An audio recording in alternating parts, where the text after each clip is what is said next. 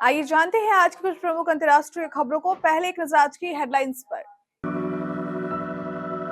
संसद सुरक्षा में हुई चूक पर आचार्य प्रमोद बोले, पीएम से नफरत के चक्कर में हुआ ऐसा। पेपर लीक केस में एसआईटी तो बदमाशों के खिलाफ anti gangster task force, CM Bhajanlal क्यों ले रहे हैं ताबड़तोड़ फैसले।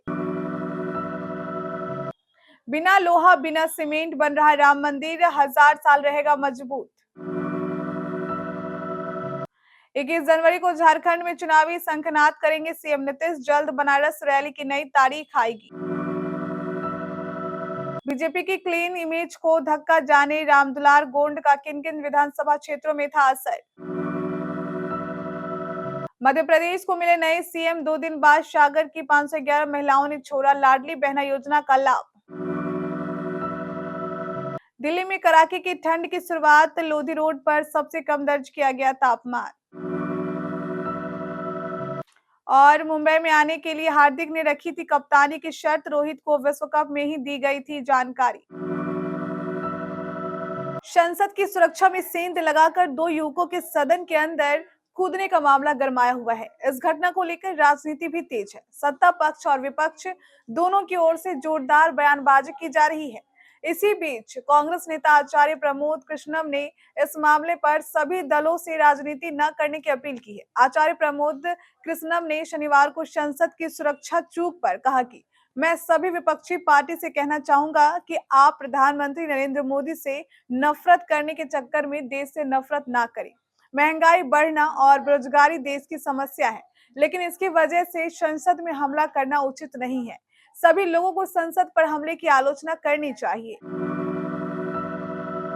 राजस्थान के मुख्यमंत्री भजनलाल शर्मा ने पेपर लीक मामले की जांच के लिए एसआईटी बनाने की घोषणा की है। सीएमओ में अपनी पहली प्रेस कॉन्फ्रेंस के दौरान भजनलाल शर्मा ने कहा कि युवाओं का भविष्य दांव पर लगाने वालों को बख्शा नहीं जाएगा।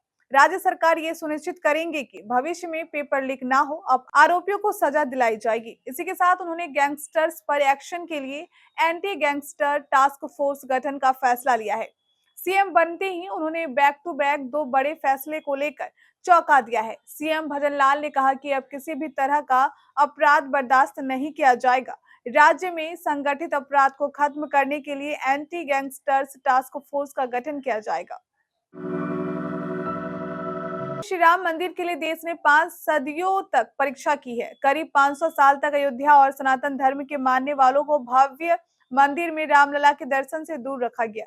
अब श्री राम मंदिर का निर्माण अपनी पूरी रफ्तार से हो रहा है। इस मंदिर को बनाने में परंपरागत प्राचीन शैली और संस्कृति का समावेश तो है ही, साथ ही नई तकनीक का भी इस्तेमाल हो रहा है। हर साल रामनवमी में श्री राम की मूर्ति पर सूर्य की किरणों को पहुंचाने का जतन हो, मंदिर में लगे पत्थरों को जोड़ने की पद्धति हो, या फिर भूकंप में भी अटल रहने वाली नींव हो, मंदिर के रास्ते में आ रही सभी बाधाओं को विज्ञान की मदद से दूर किया गया है। वैज्ञानिकों ने, विशेषज्ञों और कई एजेंसियों की टीम मिलकर ये तय कर रही है कि श्री राम मंदिर दीर्घायु हो।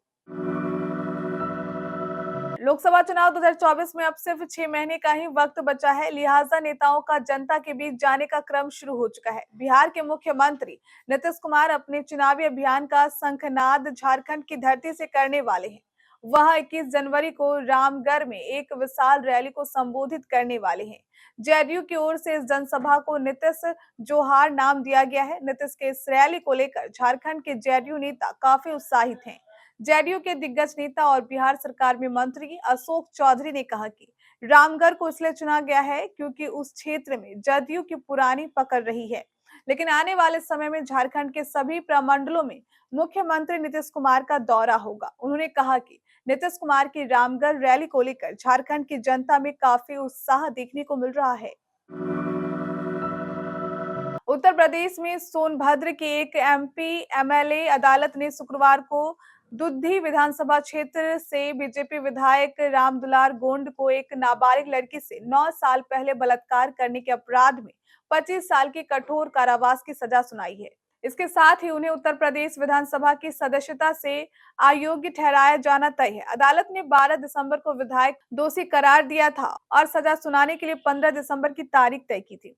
रामदुलार गोंड उत्तर प्रदेश के सोनभद्र जिले के दुद्धी विधानसभा क्षेत्र से बीजेपी विधायक हैं। अब सवाल ये है कि इस मामले का क्या असर हो सकता है।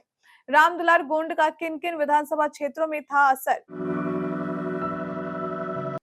मध्य प्रदेश विधानसभा चुनाव में बीजेपी की नैया पार लगाने वाली लाडली बहना योजना को लेकर प्रदेश में प्रतिदिन सियासत हो रही है। योजना को लेकर नए सीएम डॉक्टर मोहन यादव कुछ बोलने से बच रहे हैं, तो वहीं एक दिन पहले सागर प्रशासन का एक पत्र सोशल मीडिया पर वायरल हुआ। इस पत्र में लाडली बहना योजना में अपात्र महिलाओं से योजना का लाभ छोड़ने की बात कही गई। प्रशासन के आदेश के बाद सागर की 511 लाडली बहनों ने योजना का लाभ छोड़ दिया। हालांकि प्रशासन ने बाद में इस आदेश को रद्द कर दिया। उत्तर भारत के मैदानी इलाकों में दिन ब दिन ठंड बढ़ती जा रही है। आज यानी 16 दिसंबर को देश की राजधानी नई दिल्ली में लोगों को कड़ाके की ठंड का एहसास हुआ। इसी के साथ दिल्ली में सुबह के वक्त कोहरा भी देखने को मिला। दिल्ली में जैसे जैसे ठंड बढ़ रही है, लोग खुद को ठंड से बचाने के लिए अलाव का सहारा ले रहे हैं। नई दिल्ली में आज सुबह 5:30 बजे के करीब न्यूनतम तापमान 7.5 डिग्री दर्ज किया गया। मौसम विभाग के मुताबिक शनिवार को दिल्ली के पालम इलाके में न्यूनतम तापमान 8.8 डिग्री दर्ज किया गया। वहीं दिल्ली रीच इलाके में न्यूनतम तापमान 8.6, लोधी रोड पर तापमान 5.2, सफदरजंग में तापमान 5.5 और आयानगढ़ में न्यूनतम तापमान 6.0 डिग्री दर्ज किया गया। मुंबई इंडियंस ने शुक्रवार को बड़ा फैसला करते हुए हार्दिक पांड्या को टीम की कमान सौंप दी है। रोहित शर्मा का बतौर कप्तान 10 साल का कार्यकाल समाप्त हो गया। 2013 में हिटमैन को मुंबई का कप्तान नियुक्त किया गया था। हालांकि अगले सीजन में हार्दिक कप्तानी करते दिखेंगे। इस फैसले को लेकर अब तमाम तरह की बातें सामने आ रही हैं। मीडिया रिपोर्ट्स के मुताबिक गुजरात टाइटंस के पूर्व कप्तान ने मुंबई इंडियंस में शामिल होने के लिए फ्रेंचाइजी के मालिक के सामने कई शर्तें रखी थी। इनमें से एक शर्त कप्तानी की थी। इतना ही नहीं, फ्रेंचाइजी ने इस बारे में कप्तान रोहित को भी जानकारी दे दी थी, वह भी विश्व कप के दौरान। ऐसे में सवाल उठता है कि क्या फाइनल में टीम इंडिया की हार के पीछे एक ये वजह हो सकती है?